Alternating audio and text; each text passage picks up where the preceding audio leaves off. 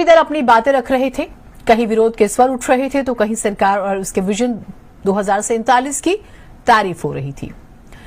रघुराज प्रताप सिंह की बात भी जरूरी हो जाती है। आज उनके भाषण की भी जबरदस्त तरीके से चर्चा हो रही है, सुनिए।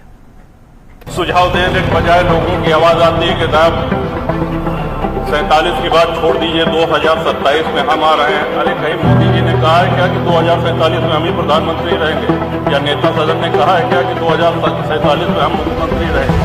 कलमा जानते हो, कलमा पढ़ो। कलमा नहीं पढ़ पाए, वस्त्र उतार करके लिंग देख करके ये निर्धारित किया गया कि ये हिंदू है, और हिंदू देख करके मारा गया। विधानसभा में राजा भैया की गर्जना, विपक्ष को लिया आड़े हाथ।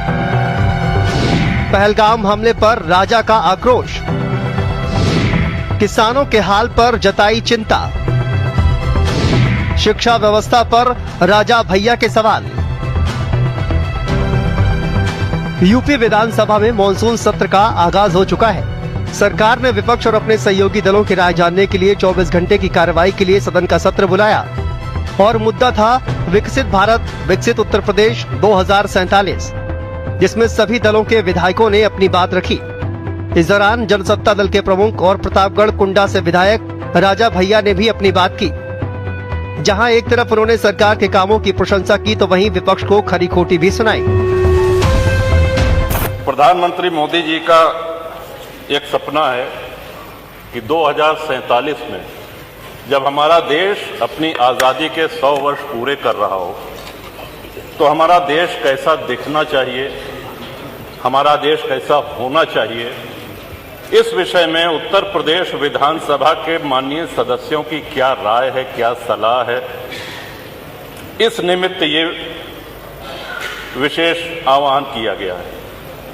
कल से हम सभी लोग देख रहे हैं, बहुत से माननीय सदस्य तो इसमें ऐसे बोल रहे हैं जैसे ये बजट पे बोल रहे हो या धन्यवाद प्रस्ताव के विरोध में बोल रहे हो।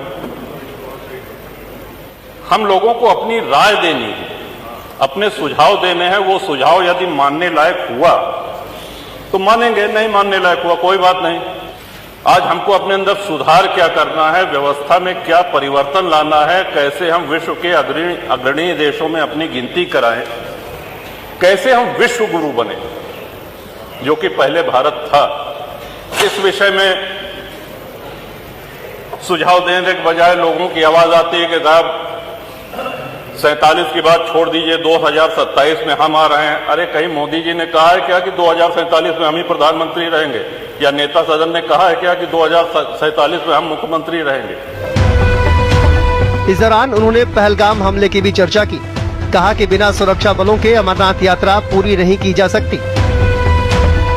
कल्पना करें, अमरनाथ जी दर्शन करने यदि कोई भक्त जाता है, बड़ी संख्या में लोग जाते हैं, 80,000 सैन्य बल लगते हैं सुरक्षा देने के लिए। क्या हम कल्पना कर सकते हैं अगर वहां सेना और सैनिक बल न हो तो जो श्रद्धालु हैं, जो दर्शनार्थी हैं, क्या वो दर्शन कर सकते हैं? उनके साथ आतंकवादी क्या व्यवहार करेंगे, और जो व्यवहार करेंगे क्या जाति पूछकर करेंगे? अभी हाल में पुलवामा हुआ है, आप सभी लोगों ने देखा है, हम सभी लोग इसके गवाह हैं। कलमा जानते हो, कलमा पढ़ो। कलमा नहीं पढ़ पाए, वस्त्र उतार करके लिंग देख करके ये निर्धारित किया गया कि ये हिंदू है, और हिंदू देख करके मारा गया। वहां किसी ने जाति नहीं पूछी। राजा भैया ने देश की शिक्षा व्यवस्था पर भी सवाल उठाया। इसके साथ ही उन्होंने लॉर्ड मैकाले की शिक्षा प्रणाली का भी जिक्र किया।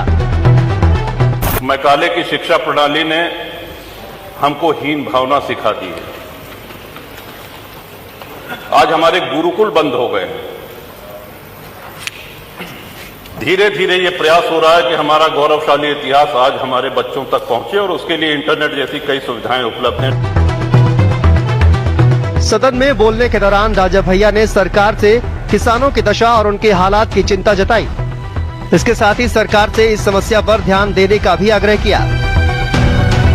कृषि भूमि हमारे देश में कम हो रही है, नगरों का, गांवों का निर्माण हो रहा है, प्लॉटिंग हो रही है, सड़कें निकाली जा रही, हमारी आबादी बढ़ रही है, लेकिन हमारी कृषि भूमि में कमी हो रही है। इस चिंता को भी ध्यान में रखें और इस सदन के माध्यम से माननीय जो नीति निर्धारक हैं, जो केंद्र में बैठे हैं, आदरणीय प्रधानमंत्री जी, वो भी अवगत हों। अब जब विधानसभा का सत्र चल रहा है, सभी दल अपने अपने विचार रख रहे हैं। ऐसे में सरकार को भी चाहिए कि उनकी बातों को अमल में लाएं और विपक्ष को भी चाहिए कि दलगत राजनीति से ऊपर उठे और एक विजन पेश करें जिससे कि समाज इस देश को विकसित किया जा सके। ब्यूरो रिपोर्ट, भारत समाचार।